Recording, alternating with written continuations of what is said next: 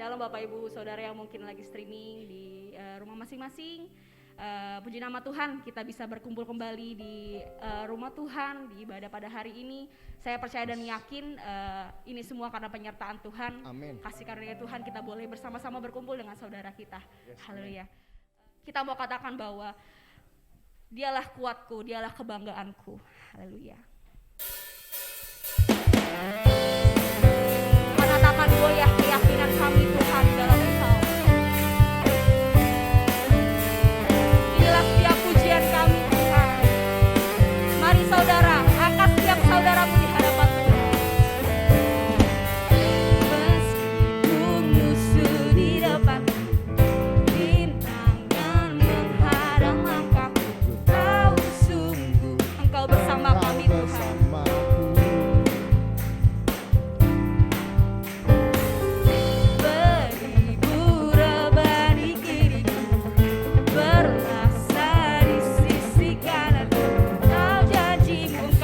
Kami Tuhan bersamaku, tak akan pernah goyah keyakinan kami. Tak akan pernah goyah keyakinan pada dirimu, Yesus Tuhanku. Tiada yang seperti dirimu. Kaulah Tuhanku, kebanggaanku, gunung batu dan keselamatanku. Tuhan akan perlindungan.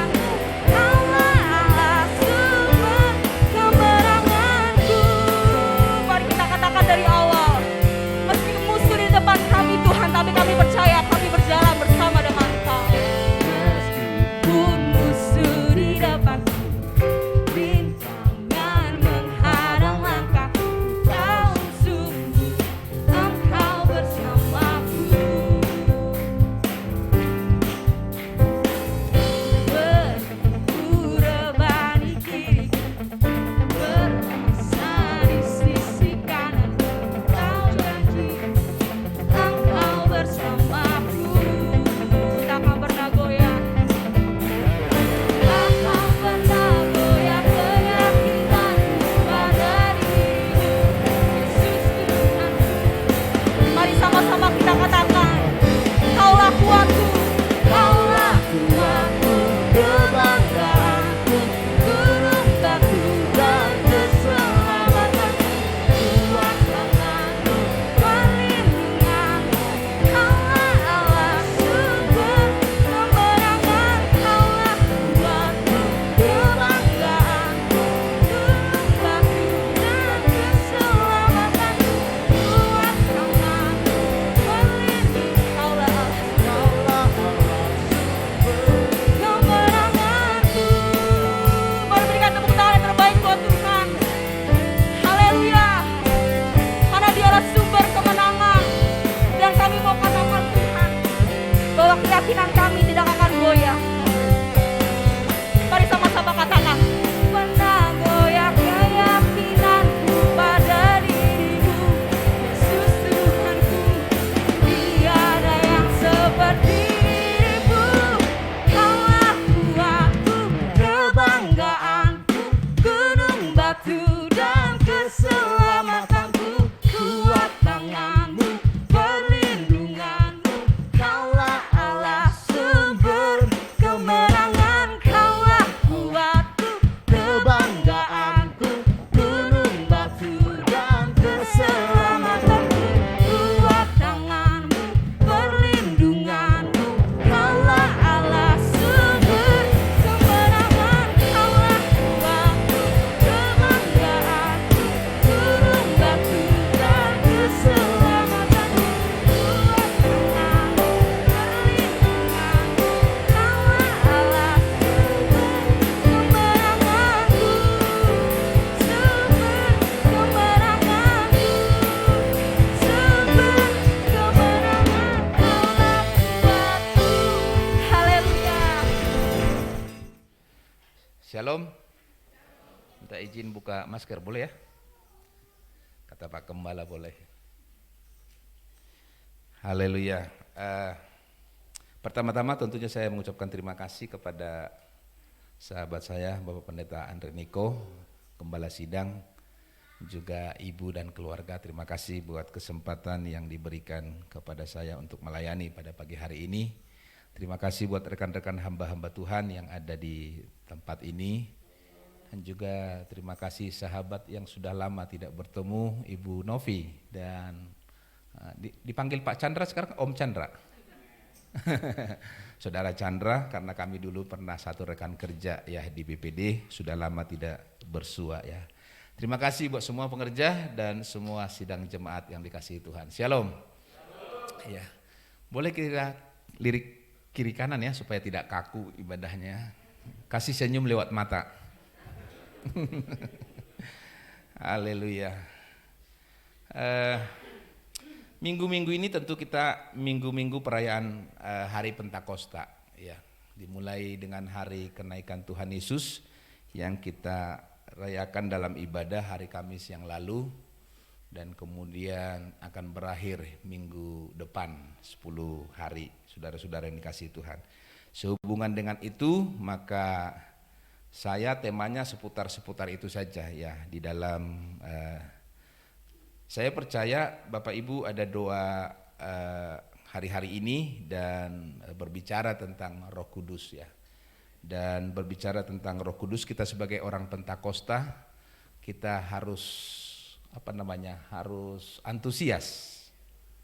Gereja Sidang Jemaat Allah itu adalah gereja Pentakosta terbesar di dunia. Ya. Di Indonesia boleh kita kecil, ya. Tapi di dunia 60 juta atau 70 juta, Pak? Ya, kurang lebih 60 sampai 70 juta jemaat GSJA sedunia. Jadi hampir 1/4 penduduk Indonesia kalau dibandingkan saudara-saudara. Saya kurang tahu target berapa tahun, ditargetkan jadi 100 juta. Ya, kita besar di Amerika, di Brasil dan lain sebagainya. Jadi kita gerejanya itu diawali dengan kegerakan Pentakosta. Kegerakan kuasa Roh Kudus. Jadi kalau berbicara tentang Roh Kudus, saudara-saudara yang dikasihi Tuhan, kita harus berapi-api ya.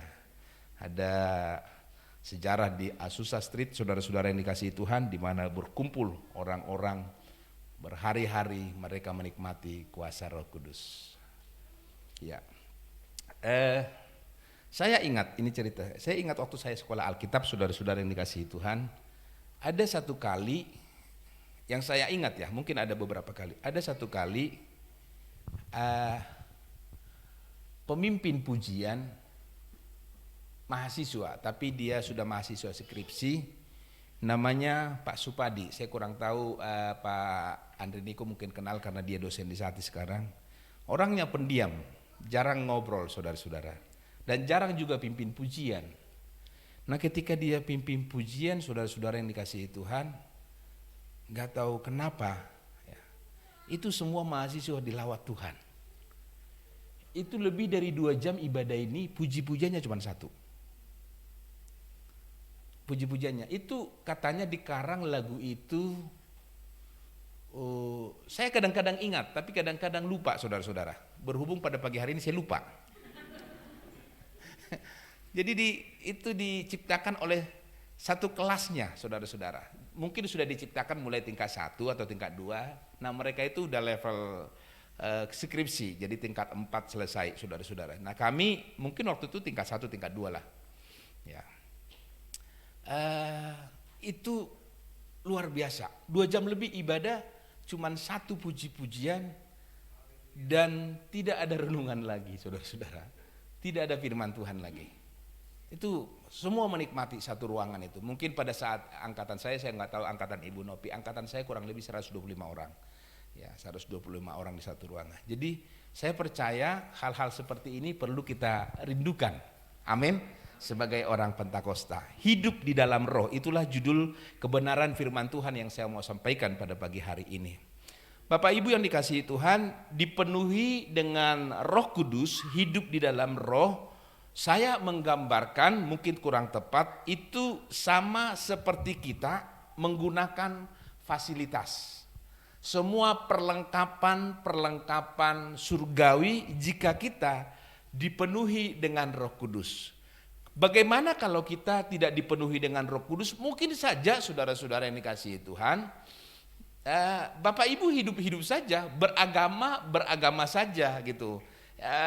Melakukan ibadah ya tidak ada sepertinya bedanya dengan orang lain ya. Liturgi yang kita lakukan ya selesai dan beres semua, baik-baik semua. Kita keluar dari gereja ya disebut orang kita sudah dari gereja gitu. Tapi apa perbedaannya saudara-saudara kalau hidup kita yang hadir di gereja ataupun hidup kita di rumah dimanapun kita berada saudara-saudara, hidup kita selalu dipenuhi dengan kuat kuasa Roh Kudus. Nah, saya menyebutnya Bapak Ibu yang dikasihi Tuhan sama seperti kita menggunakan seluruh fasilitas. Ya. Saya tidak membacakan tapi Bapak Ibu bisa catat dalam 1 Korintus pasal 12 ayat yang ke-7 dan seterusnya. Di situ banyak berbicara tentang karunia-karunia yang dianugerahkan Tuhan kepada kepada setiap pribadi yang merindukan kepenuhan Roh Kudus. Ya. Ada karunia berkata-kata dengan hikmat, ada berkata-kata dengan pengetahuan, karunia iman, karunia menyembuhkan, karunia mengadakan mujizat, karunia untuk bernubuat, membedakan bermacam-macam dengan roh, berkata-kata dengan bahasa roh, menafsirkan bahasa roh dan seterusnya. Nah, Bapak Ibu yang dikasih Tuhan, perlengkapan rohani ini khususnya kita juga yang melayani sangat kita perlukan di dalam kehidupan kita. Amin. Suatu saat saudara-saudara, saya ada mobil gereja, ya, ada mobil gereja. Jadi laki-laki mungkin tahu.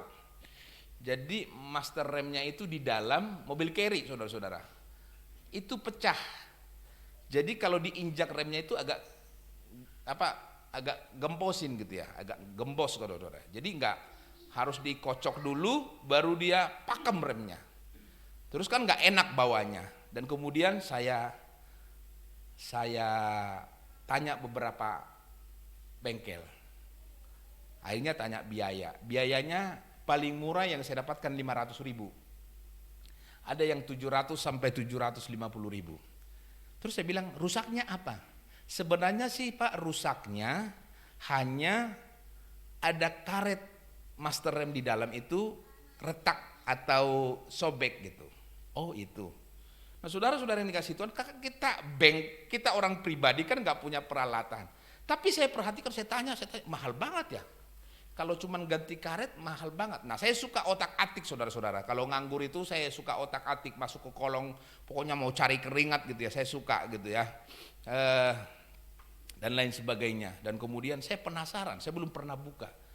Jadi yang mahal itu Pak, buka dashboardnya. Emang berapa buka dashboardnya? Dashboardnya itu aja 250.000 bukanya katanya. Waduh, saya perhatikan, saya teliti saudara-saudara, saya center. Rupanya murnya itu cuma 5 saudara-saudara, 3 di atas, 2 di samping kiri, 1 di samping kiri, 1 di samping kanan. Singkat cerita, saya buka, berhasil saudara-saudara, berhasil. Dan saya cari yang asli, karet yang disebut itu. Saya cari, tahu nggak saudara harganya berapa? 35.000 asli. Saya bawa ke bengkel, saya ketemuin bengkel yang paling murah 500.000. Maaf ini kalau ada orang bengkel di sini. Terbongkar rahasianya sedikit. Jadi saya ganti saudara-saudara. Berhubung karena memang saya suka bongkar-bongkar saudara-saudara, kadang-kadang pasang nggak bisa, tapi bongkar bisa saudara-saudara. Nah kali itu pasangnya bisa. Ada obeng, ada apa, ada perlengkapan. Kalau saya tidak coba saudara-saudara yang dikasih Tuhan, saya taruh di bengkel yang paling murah, 500.000 dikurang 35.000, yang jago matematikanya berapa? 465.000 saya rugi. Cuman buka 3 mur di atas, 1 mur di bawah kiri, 1 mur di bawah kanan, saudara-saudara. Saya angkat, saya buka master remnya, saya taruh yang asli, untung 465.000. Saudara yang dikasihi Tuhan, mungkin kurang tepat ilustrasi saya. Demikian juga saudara dan saya, kalau kita punya perlengkapan bengkel, maksudnya gitu, perlengkapan rohani, hidup di dalam roh, maka itu akan menjadi berkat yang luar biasa dalam kehidupan kita. Amin. Berkat yang luar biasa, saudara-saudara. Berkat yang kita tidak bisa menghadapi hal-hal yang rohani, Bapak Ibu yang dikasihi Tuhan. Kita tidak bisa menghadapi setan dengan kekuatan kita. Kita tidak bisa menghadapi godaan-godaan Bapak-bapak dengan hikmat, pengetahuan, pengalaman kita. Kita perlu hidup di dalam Roh Kudus. Nanti kita akan belajar lebih lanjut, saudara-saudara yang dikasihi Tuhan.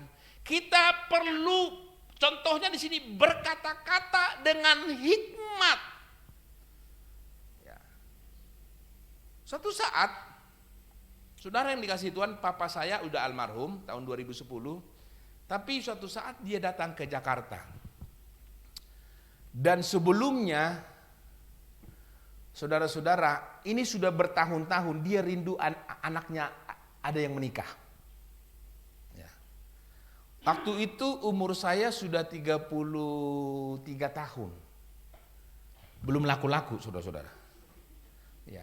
Kakak saya, cewek, dia beda 2 tahun berarti 35 tahun. Belum laku juga.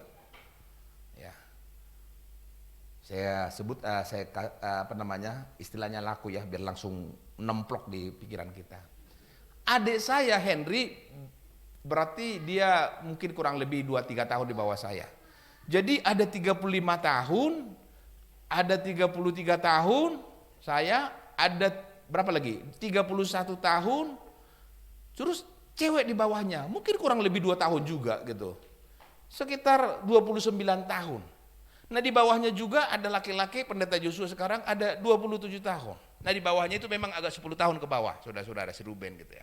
Jadi 6 bersaudara, 5 sudah layak menikah. Secara umur, bahkan sudah melampaui saudara-saudara. Tapi belum ada yang menikah. Belum ada. Gak tahu kenapa saudara-saudara, ada namboru saya. Ada orang Batak di sini? Ada ya? Oh. Nanti langsung trup ke hatinya ya. Ada namboru saya, tapi bukan namboru kandung itu. Ini namboru sepupu papa. Jadi papa mereka berkakak adik dengan papa saya. Kalau namboru itu cewek, jadi sepupu ceweknya. Nah, itu buta huruf. Tinggal di satu desa yang terpencil, desa tertinggal. Buta huruf, tidak bisa baca. Kemudian penglihatannya sudah buram. Harus dituntun karena umur. Dan tapi namboru saya ini rupanya dekat dengan Tuhan. Dekat dengan Tuhan, saudara-saudara. Dan dia mendapat hikmat atau apa? Karunia apa di sini? Karunia iman lah, karunia hikmat gitu. Nah dari tempatnya dia ke tempat papa saya, ini istri saya sebelum saya ceritakan saudara-saudara. Ya, nanti akan dia bahas di rumah gitu ya. Dari tempat dia ke tempat saya kurang lebih 8 jam naik bis. 8 jam, 9 jam. Ya. Dan itu pun kalau ada bis pagi saudara-saudara berarti sore siang udah gak ada. Mungkin hanya 1 kali, mungkin hanya 2 kali sehari, 2 hari sekali saudara-saudara. Rupanya namboru saya ini pingin ketemu dengan papa saya, pingin aja. Pingin ketemu, dia rela berjalan yang buta huruf ini, yang sudah tua, yang sudah tidak melihat jelas lagi, dia harus ditemani orang atau anaknya lah gitu. Dia sengaja, zaman dulu kan gak ada telepon kan, ya sengaja datang saudara-saudara. Yang dia begitu dia nyampe, yang dia katakan apa saudara-saudara? Hanya itu yang dikatakan. Tidak lama lagi permain ya. Ya, kami disebutnya paraman ya. Paraman kalau wanita permain gitu akan menikah satu persatu. Gitu loh. Padahal belum ada jodoh. Ya. Mungkin saya sudah kenal kali ya, tapi belum dia katakan iya pada saat itu. Seingat saya waktu, ya mungkin kurang lebih, tapi sudah kenal karena saya sejak dia sekolah minggu saya sudah kenal kalau kenalnya gitu. Nah, saudara-saudara yang dikasihi Tuhan, hanya itu pesannya. Jadi datang 9 jam, saudara-saudara, dia bertemu dengan papa saya, dia bilang, parumain atau paraman saya itu artinya laki-laki, anak papa saya laki-laki dan anak papa saya perempuan akan segera menikah dan mendapatkan jodoh. Padahal dulu kan mana tahu kita udah pacaran atau belum. Tidak ada telepon, dia tinggal di desa, berpuluh-puluh tahun kita tidak pernah ada hubungan kok. Tapi ketika dia berdoa katanya, Roh Kudus berbicara kepadanya. Singkat cerita saudara-saudara yang dikasihi Tuhan, memang tidak terlalu lama. Ya. Saya menikah, setelah itu 2 tahun kalau nggak salah, kemudian kakak saya menikah, kemudian bahkan adik saya si Henry menikah dalam tahun yang sama. Betul ya? Tahun yang sama ya? Ya. Saya menikah bulan 5, kita menikah bulan 5 ya, betul ya? Menikah bulan 5 tahun 2003, saudara-saudara yang dikasihi Tuhan. Kemudian adik saya menikah November kalau nggak salah. Si Henry menikah bulan November tahun yang sama, gedung yang sama di Sunter. Di gedung olahraga di Sunter yang ada danaunya itu. Saya kaget. Loh, kamu menikah di tempat saya menikah? Iya, jadi kami booking ruangan, gedung saudara-saudara entah saat yang sama atau kurang lebih lah, atau setelah itu baru dia booking. Kita kaget saudara-saudara yang dikasihi Tuhan. Apa yang dikatakan dalam boru saya ini saudara-saudara, betul terjadi. Kemudian adik saya Astrid yang cewek menikah nggak beberapa lama kemudian adik saya Joshua dulu Pak Henry ya? Joshua dulu apa Astrid? Pokoknya menikahlah semualah gitu ya. Betul saudara-saudara ini. Jadi kalau saya merenungkan itu, waktu itu saya masih ingat. Papa saya nginap di Gesja Kebun Kosong. Gesja Kebun Kosong waktu itu. Karena ada Joshua waktu itu pada situ. Jadi dia datang, kami berdua ngobrol. Dia ngomong begitu. Kata namburumu, kalian akan segera menikah. Padahal belum ada jodoh. Belum ada yang pasti paling tidak. Tapi kalau Tuhan memberikan seseorang roh hikmat, perlengkapan rohani, semua bisa terjadi. Gampang sekali gitu ya. Gampang sekali saudara-saudara. Makanya yang belum dapat jodoh saudara menikahlah. Berdoalah. Berdoalah, belum dapat jodoh kok menikah gitu ya. Berdoa dulu baru menikah maksud saya. Ya. Minta kepada Tuhan. Saya kurang tahu saudara. Saya bersyukur kalau mengingat itu. Iya ya, saya tertawa. Saya tertawa dalam hati saya. Saya kurang tahu papa saya ngomong ke adik-adik saya, tapi saya masih ingat. Satu kamar di Gesja Kebun Kosong, dia berdua ngomong kepada saya. Saya datang ke sini menyampaikan pesan namburumu. Bahwa kalian akan menikah dan itu pun berturut-turut katanya. Wow. 2-3 tahun terjadi semua. Luar biasa. Roh Kudus baik. Amin. Amin. Buat yang belum menikah Roh Kudus baik. Katakan amin. Kurang kencang. Amin. Yang belum menikah. Ya, haleluya. Saudara yang dikasihi Tuhan, berkat-berkat rohani diberikan kepada kita. Diberikan pewahyuan, diberikan ketika kita hidup di dalam Roh Kudus. Kemudian berkat-berkat jasmani juga Tuhan pasti memberikan kepada saudara dan saya. Ya. Ketika kita hidup di dalam Roh Kudus, dalam Kisah Para Rasul, pasal yang kedua dan pasal yang keempat, Bapak Ibu tahu ceritanya saudara-saudara, saya tidak perlu bacakan. Mereka itu dalam cara hidupnya saudara-saudara, dikatakan saya kutip beberapa anak kalimat, selalu ada yang menjual hartanya dan membagi-bagi. Selalu, saya garis bawahi selalu. Artinya saudara-saudara, kenapa orang menjual hartanya? Karena punya harta, betul? Kenapa orang menjual rumah? Karena punya rumah. Bapak Ibu dan saya kalau tidak punya rumah nggak mungkin menjual rumah. Mau jual rumah siapa? Ya. Bapak Ibu kalau tidak punya ladang, tidak punya tanah, tidak punya sawah, nggak mungkin kita menjualnya, saudara-saudara. Ya. Tapi dikatakan hidup jemaat yang mulai selalu ada. Saya tertarik dengan kata-kata ini. Selalu ada. Selalu ada. Saya tanya dulu jemaat di Pal Putih, saudara-saudara. Sebulan sekali ada yang menjual tanah di tempat ini? Si A menjual tanah, si B menjual tanah, si C menjual rumah. Bukan karena butuh uang, saudara-saudara. Bukan karena butuh uang. Tapi mereka memang hidup berkelimpahan, hidup dengan ada.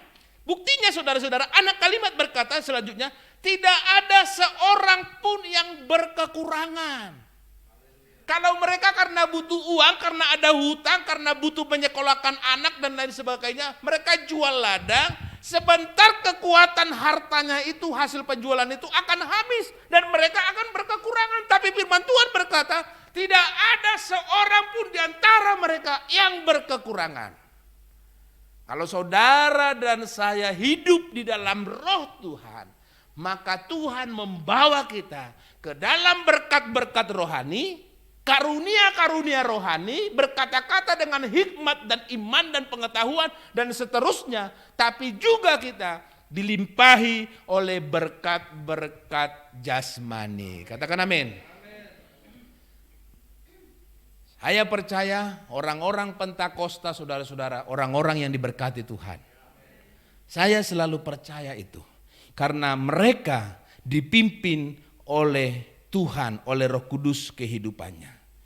Karena itu saudara-saudara, pada saat itu mereka mudah memberi karena berkelimpahan, saudara-saudara. Kadang-kadang kita tidak bisa mudah memberi bukan karena kita pelit, memang karena enggak ada. Amin ya, enggak ada. Iya betul kan, niat itu. Aduh, kadang-kadang saya ngomong sama istri saya, saudara-saudara, kalau lihat apalagi musim-musim corona kemarin ada yang jualan, saudara-saudara, pingin beli, terus terang, pingin beli gitu ya. Kasihan dia. Tapi kan kita nggak bisa semua yang jualan itu kita beli makanannya gitu kan. Karena kita nggak punya. Paling kita bisa beli satu bungkus di sini, satu bungkus di sana. Tapi pingin memberkati mereka. Karena apa? Kita berkekurangan. Kita nggak bisa. Lihat mereka nganggur, duduk-duduk, saudara-saudara, jual pecel lele, jual ayam goreng, tapi lalar yang datang gitu. Aduh kasihan saudara-saudara. Ya kan? Pada saat itu orang semua tahan, saudara-saudara.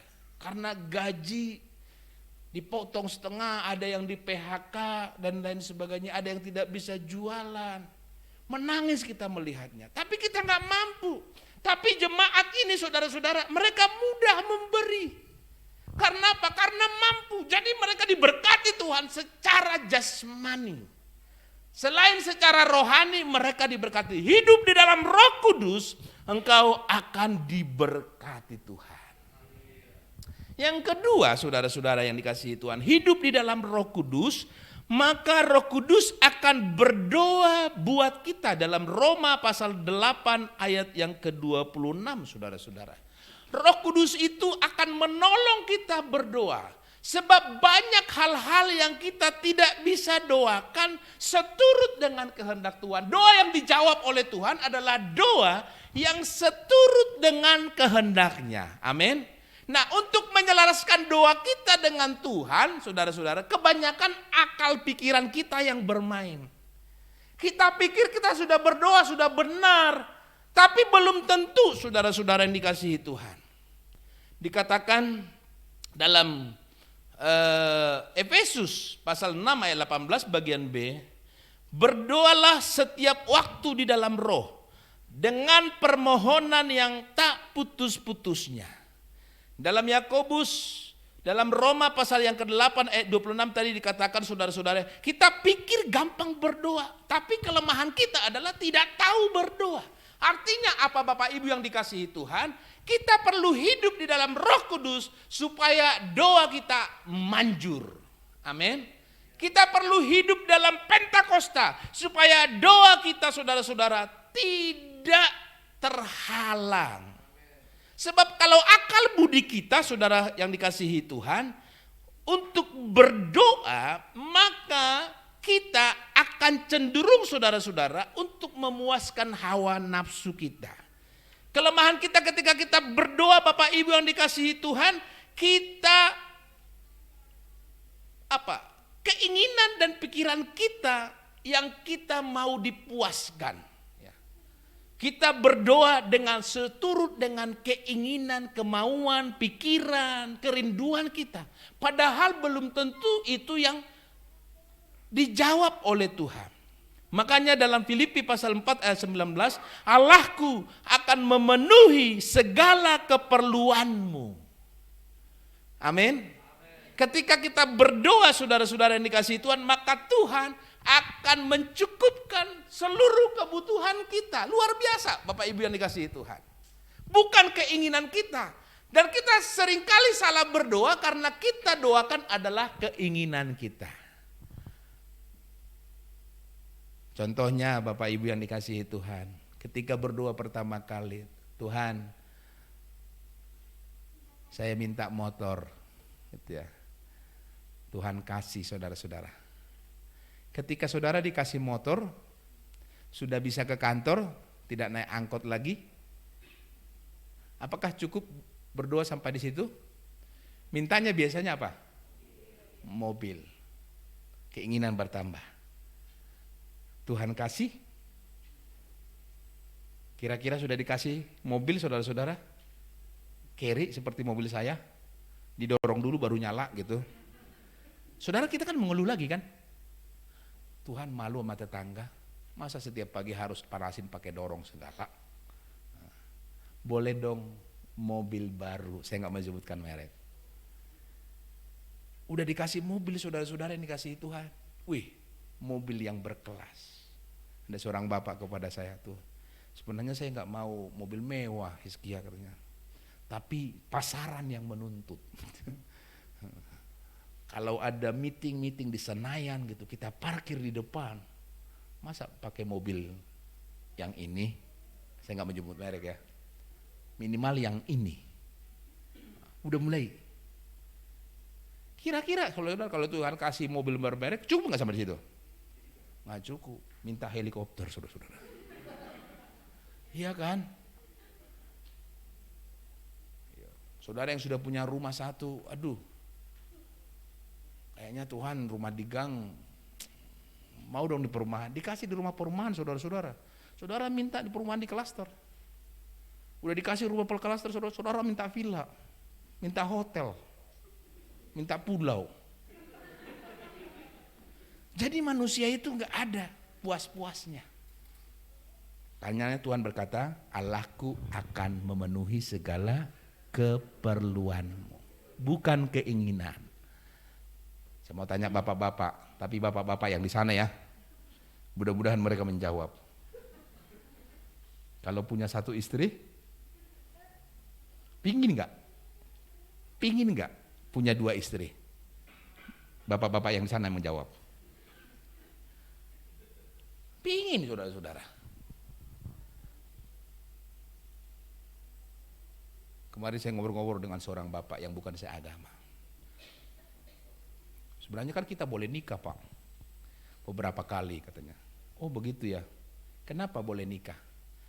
Kita tidak disuruh untuk setia. Wih. Terus disuruh untuk apa? Disuruh untuk bertanggung jawab. Jadi pemahamannya dia dari agamanya saudara-saudara, kalau dia 4 istri, ya pokoknya dia bertanggung jawab atas bedaknya, atas lipstiknya, anak-anaknya disekolahkan. Tapi dia tidak dituntut untuk setia terhadap keluarga. Itu pemahamannya dia. Loh begitu ya? Kalau saya enggak, saya bilang kami harus setia. Dan itulah yang diucapkan di mimbar. Aku mengasihimu sampai maut memisahkan kita. Amin ya Chandra ya. Kan baru-baru ini, baru segar dia kan. Dalam sakit maupun sehat. Dalam suka maupun duka. Dalam miskin maupun aku tetap mencintaimu, memeliharamu, dan menerima engkau sampai maut memisahkan. Saya ngomong sama dia, saya boleh nikah lagi, atau istri saya boleh nikah lagi kalau sudah maut memisahkan. Oh begitu ya Pak ya. Kalau kami tidak, boleh menikah sekalian 2 katanya dia. Wih sekalian 2, bukan satu-satu loh, sekalian 2. Pernah saudara mendengar berita ada seorang pemuda menikahi langsung 2? Bisa loh. Karena mereka pemahamannya tidak dituntut setia, tapi dituntut bertanggung jawab. Secara lahir dan batin. Kalau itu sudah terpenuhi, mereka boleh nikah. Kenapa saya ke sana ya? Roh Kudus kok menikah gitu. Saudara yang dikasihi Tuhan, kita, seturut dengan keinginan. Keinginan kita belum tentu diberikan Tuhan kepada kita. Tetapi keperluan kita diberikan oleh Tuhan. Nah, untuk berdoa dalam keperluan, kecukupan kita saudara-saudara, kita perlu hikmat daripada Tuhan. Karena itulah Yesus berdoa dalam doa penutupnya di Taman Getsemane, bukan kehendakku yang jadi, melainkan kehendakmu yang jadi. Kehendaknya secara manusia saudara-saudara, dia tidak mau mereguk cawan dosa manusia. Dia tidak mau menanggung secara manusia. Tetapi karena itulah dia berdoa sampai 3 kali, di akhir tutup doanya, Tuhan biar kehendakmu lah yang jadi. Seharusnya orang-orang yang penuh di dalam Roh Kudus, dia tahu berdoa saudara-saudara, yaitu keinginan Roh Kudus di dalam kehidupannya, itulah yang tersalur, itulah yang terjawab. Jadi susah-susah kita berdoa saudara, keliling, mondar mandir, didoakan semua, bertele-tele semua gitu. Ternyata bukan itu yang dikehendaki Tuhan. Kenapa kita capek saudara-saudara? Karena kita tidak hidup di dalam Roh. Kalau kita hidup dalam Roh, Roh akan memberikan kepada kita di dalam hati kita yang patut terucap kepada Tuhan. Dan ketika terucap kepada Tuhan yang selaras, yang patut saudara-saudara, maka doa itu cespleng ya, manjur, langsung terkonek dengan surga saudara-saudara. Karena itu memang kehendak kami dari surga ini. Itu yang kami persiapkan dari surga ini, Hizkia. Ketika engkau meminta, ya udah, karena kami memang sudah siapkan. Tapi kita kalau berdoa supaya saya punya istri 2 di surga, nggak ada disiapkan istri 2 saudara-saudara. Saya berdoa supaya saya kaya dan lain sebagainya. Di surga belum tentu disiapkan karena Tuhan tahu keinginan hati kita. Ada orang yang beralasan, Pak nggak salah kan kita berdoa untuk kaya. Nggak salah saudara-saudara, tapi Tuhan tahu hati kita. Belum tentu. Saudara yang dikasihi Tuhan, ada orang, nggak banyak barangkali, justru diberkati Tuhan jadi nggak ke gereja. Saya mengalaminya. Sebelum diberkati Tuhan, dia setia ke gereja berdoa.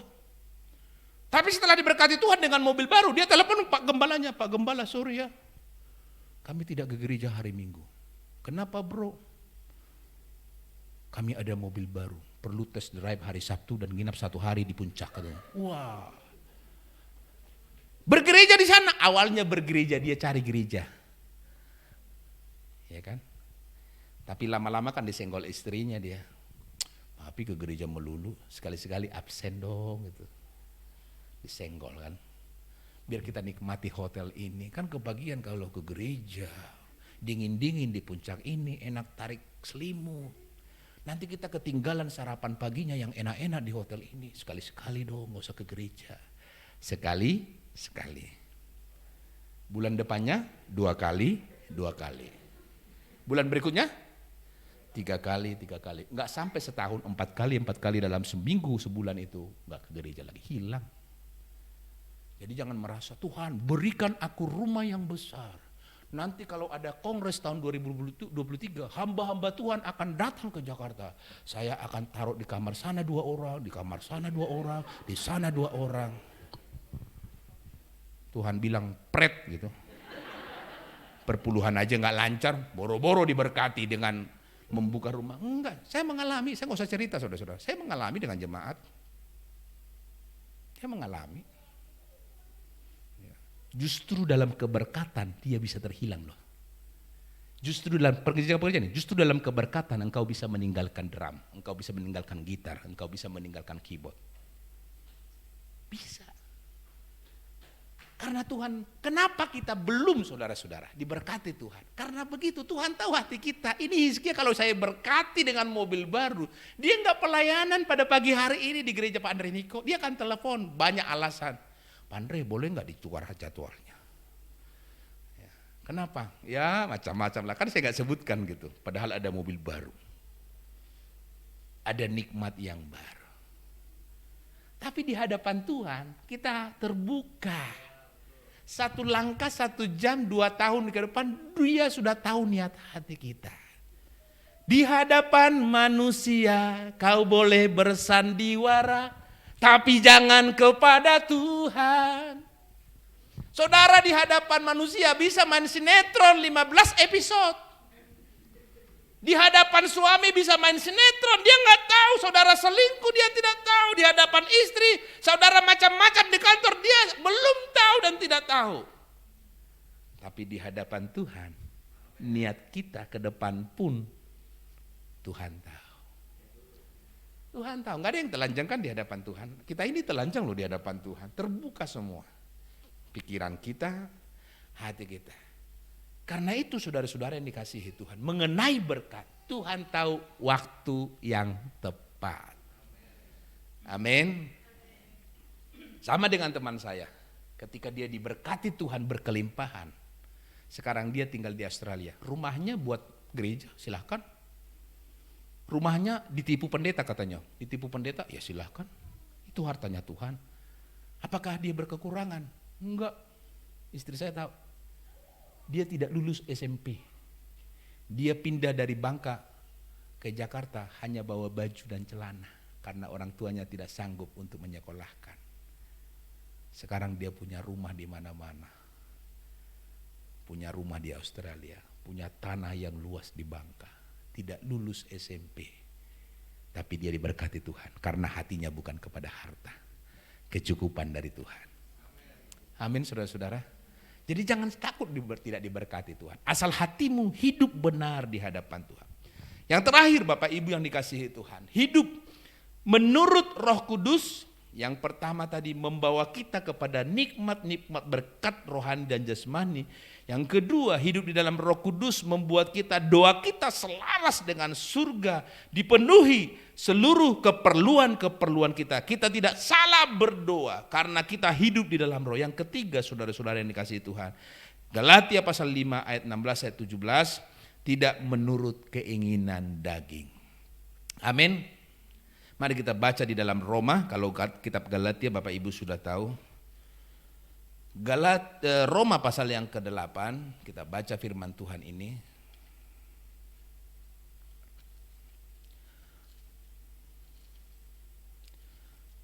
Roma pasal yang ke-8.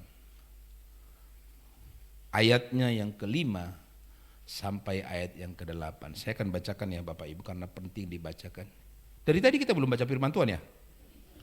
Ya, karena kata orang belum baca firman Tuhan belum ke gereja katanya. Jadi marilah kita baca. Sebab mereka yang hidup menurut daging memikirkan hal-hal yang dari daging. Mereka yang hidup menurut roh memikirkan hal-hal yang dari roh. Karena keinginan daging adalah maut, tetapi keinginan roh adalah hidup dan damai sejahtera. Sebab keinginan daging adalah perseteruan terhadap Allah karena ia tidak takluk kepada hukum Allah. Hal ini memang tidak mungkin baginya. Mereka yang hidup dalam daging tidak mungkin berkenan kepada Allah. Hidup di dalam roh kata firman Tuhan, maka dia akan menurut memikirkan hal-hal yang di dalam roh. Yang paling ditegaskan Bapak Ibu yang dikasihi Tuhan, seseorang yang hidup menurut daging, maka dia tidak berkenan kepada Allah. Dalam ayat yang ke-7 berkata, dia berseteru terhadap Allah. Kalau kita hidup di dalam daging, bukan hidup di dalam roh, maka kita menjadi bermusuhan dengan Tuhan, berseteru dengan Allah. Karena itu mari kita hidup di dalam roh Bapak Ibu yang dikasihi Tuhan. Biar kita dekat kepada Roh Kudus. Kita nikmati masa-masa Pentakosta bukan hanya 10 malam. Tapi setiap hari kita bersahabat, kita karib dengan roh Tuhan. Katakan amin. Dengan itulah kita akan memperbaharui, kita akan diperbaharui kehidupan kita. Semakin selaras, semakin kudus, semakin benar di hadapan Tuhan. Dan kita menjadi orang-orang yang mengasihi Tuhan. Mari kita hidup di dalam roh saudara-saudara. Ya, Buka mezbah doamu di rumah, bergaul dengan Allah Roh Kudus, dan kita hidup di dalam Roh Tuhan. Ya. Bagaimana kita untuk hidup di dalam Roh, saudara-saudara? Kalau kita baca di dalam Kisah Para Rasul, dikatakan kita harus selalu penuh dengan Roh Kudus. Diawali dengan dibaptis Roh Kudus. Amin. Itu yang kita pergumulkan, saudara-saudara yang dikasihi Tuhan. Saudara yang belum dibaptis Roh Kudus, mari minta baptisan Roh Kudus. Saudara yang sudah dibaptis Roh Kudus, mari minta supaya engkau dipenuhi Roh Kudus. Bagaimana caranya? Sangat gampang kalau kita baca dalam Kisah Para Rasul pasal yang pertama ayat 11, saudara-saudara. Mereka pulang dari Bukit Zaitun yang ada di Betania ketika Tuhan Yesus terangkat, kita rayakan hari Kamis yang lalu. Mereka pulang ke kota Yerusalem, mereka masuk ke satu rumah di loteng. Mereka dikatakan hanya berdoa, bertekun, dan bersehati. Amin. Berdoa saja. Belum diminta, belum dipuaskan dengan Roh Kudus, mari kita berdoa saja, saudara-saudara yang dikasihi Tuhan. Bertekun, taat, dikatakan taat, saudara-saudara yang dikasihi Tuhan, patuh dan setia kepada Tuhan. Dalam terjemahan yang lain dikatakan saleh, kuat ibadahnya. Itu orang yang taat. Kemudian orang yang tekun, saudara-saudara, dia sungguh-sungguh, dia asik, dia rajin. Jadi orang yang kuat ibadahnya, orang yang bersungguh-sungguh kepada Tuhan, dia asik dengan Tuhan, dia rajin dengan Tuhan, pasti dilimpahi kuasa Roh Kudus dalam kehidupannya. Amin.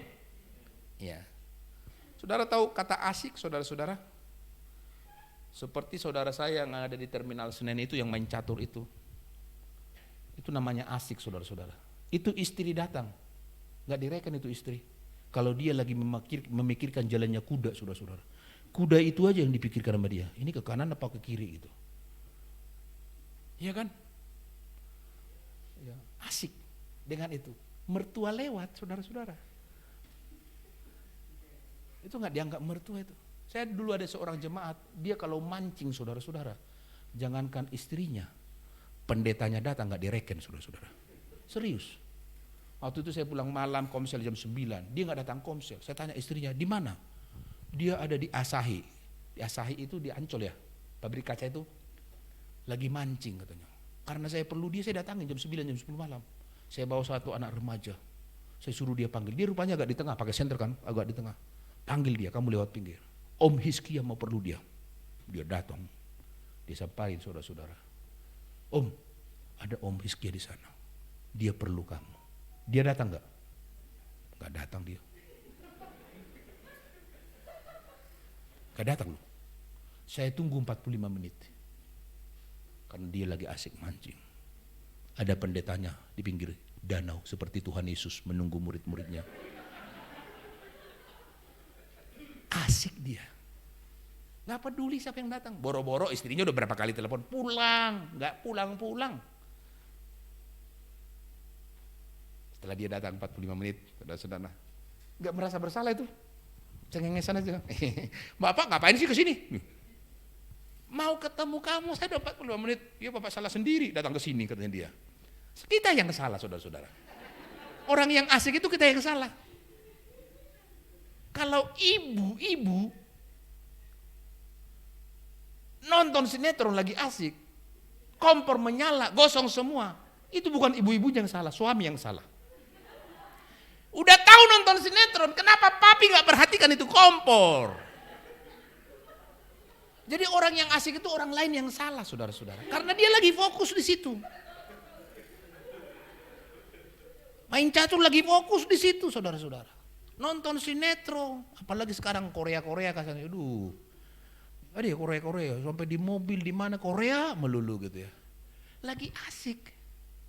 Tapi kita tidak pernah dengan Tuhan lagi asik. Itulah pengertian daripada tekun. Mereka masuk ke loteng Yerusalem. Mereka taat, tekun, dan sehati. Tercurahlah Roh Kudus. Orang yang asik dengan Tuhan, Tuhan tidak akan tinggalkan. Amin saudara-saudara. Dia akan curahkan Roh Kudus dan kita hidup di dalam Roh Kudus dan dapat 3 berkat tadi. Tuhan memberkati. Bapa dalam surga, terima kasih buat hadirat-Mu yang memenuhi kami dalam ibadah pada hari ini dari awal sampai akhir. Kami mengucap syukur kepada Tuhan dan kami percaya berkat-Mu telah kami terima. Apapun yang kami perlukan, apapun yang kami doakan dengan iman kami akan menerima yang terbaik daripada Tuhan. Tuhan, kami mengangkat hati dan hidup kami. Kiranya Engkau memberkati rumah tangga kami. Engkau memberkati tubuh kami dengan tubuh yang sehat. Engkau memberkati pekerjaan ataupun usaha ataupun kehidupan kami. Engkau memberkati setiap anak-anak kami yang masih sekolah, yang kuliah. Agar Tuhan memberikan hikmat dan akal budi. Apalagi dalam masa-masa ini Tuhan mungkin masih ada yang akan menghadapi ujian. Tuhan memberkati supaya semuanya boleh dilewati dengan baik. Mereka boleh memperoleh nilai yang bagus supaya mempersiapkan masa depan mereka yang baik di dalam berkat Tuhan. Terima kasih Bapa, saat ini kami juga mengucap syukur buat semua anggota yang sudah melayani kami dari awal sampai akhir, dari depan sampai dalam. Tuhan akan memberkati pelayanan hamba-hamba-Mu ini Tuhan, di dalam nama Tuhan Yesus Kristus. Kami berdoa memberkati bangsa kami, biarlah bangsa ini boleh aman dalam pemeliharaan Tuhan, boleh cukup dalam segala sesuatu. Kami naikkan doa kami kepada Tuhan. Terima kasih Bapa, kami mengucap syukur kalau sebentar kami akhiri ibadah kami yang pertama ini. Sebentar saudara-saudara kami sebagian akan meninggalkan tempat ini. Tuhan menyertai perjalanan mereka. Lindungilah Tuhan supaya tiba dengan selamat. Terima kasih ya Bapa, kami mengucap syukur. Mari kita angkat tangan kita dan arahkan hati kita kepada Tuhan. Terimalah berkat daripada Allah Bapa. Tuhan memberkati dan melindungi engkau. Tuhan menyinari engkau dengan wajahnya dan memberikan engkau kasih karunia. Tuhan menghadapkan wajahnya kepadamu dan memberikan engkau damai sejahtera. Saudaraku yang dikasihi Tuhan, pulanglah dengan berkat daripada Allah Bapa, kecintaan Yesus Kristus bersama dengan kita, serta kuasa Roh Kudus akan menyertai kehidupan kita sampai Maranatha. Yesus datang kembali yang kedua untuk menjemput kita yang percaya. Haleluya. Amin. Terima kasih.